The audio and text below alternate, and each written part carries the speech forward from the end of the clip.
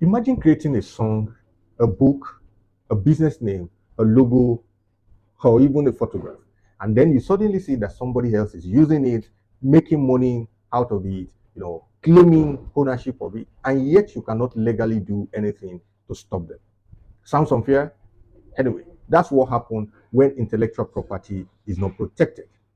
Welcome to Education, our weekly legal podcast, where we break down legal matters, legal issues, legal topics to your understanding in a way that you will be able to relate without having to go to the law school. So let's start our discussion. What exactly is intellectual property?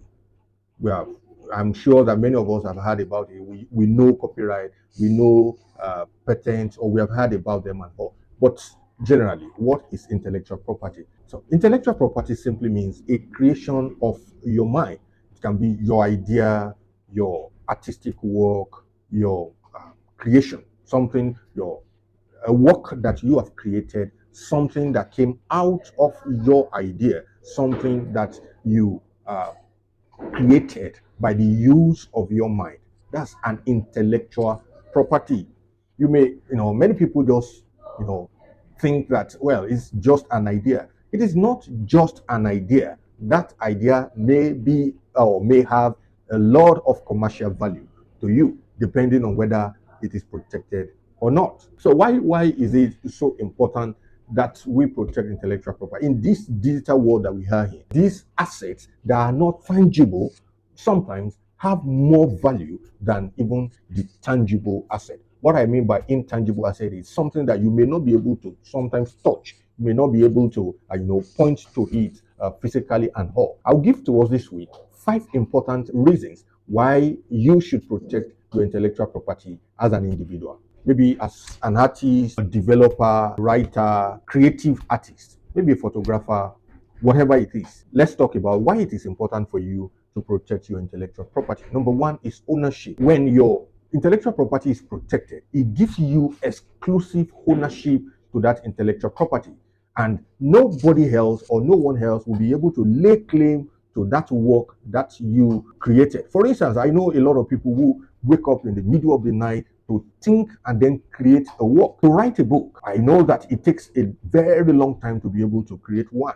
And now you have created a book for maybe a period of 1 year, 2 years for you to put it together. And then somebody else claims that is the owner, goes ahead, creates a lot of copy and all of that. You know that will be unfair to you. But when your intellectual property is protected, it prevents any other person from laying claim to ownership of that intellectual property. You had the owner, recognized owner of that intellectual property, and every benefit that comes to an owner of such intellectual property, you will be able to derive them. The second point is that you will be able to monetize this asset. Because you are the owner, a registered owner or a protected owner under the law, you are able to decide to, maybe you want to license it, maybe you want to sell it, maybe you want to make money from it, commercialize it and all. Yes, it gives you that opportunity to be able to do that. If it is not protected, any other person could, leverage on it, and then you will not be able to make any meaningful commercial value from that important asset. And this is why it is important that your intellectual property be protected. Number three is that it gives you or it ensures your reputation. Anybody using your work, maybe with license, or maybe somebody is using your idea or using your work, they will be able to reference you as the original owner.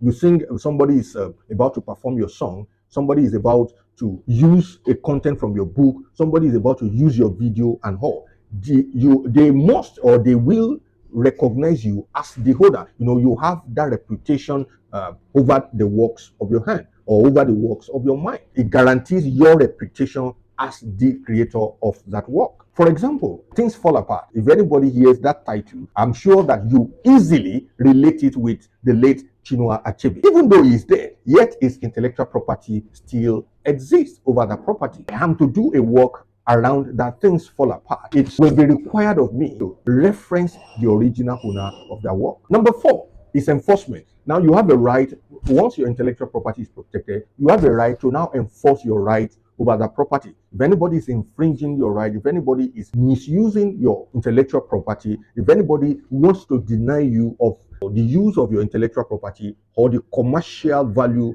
of your intellectual property, now you have a right to enforce such a right. But if that intellectual property is not protected by law, no matter how much you feel like somebody is infringing upon that your right, you will not be able to enforce it because it is not protected by law. And now, number 5, it becomes a legacy that can be bequeathed on your head. Your intellectual property may outlive you. I mentioned the other time, I gave an example of Chinua Achebe. Things fall apart. Even though he is long gone, even though he is long dead, that intellectual property in his war still exists, and it's something that he can grant in his will to his children or children's children or to whoever he pleases. When your intellectual property is protected, it gives you the right to also give it as an inheritance to your children or to your children's children. What am I saying? Without protection, your intellectual property, the labor of your mind, the labor of your creativity may become useless to you and even to your children or your children's children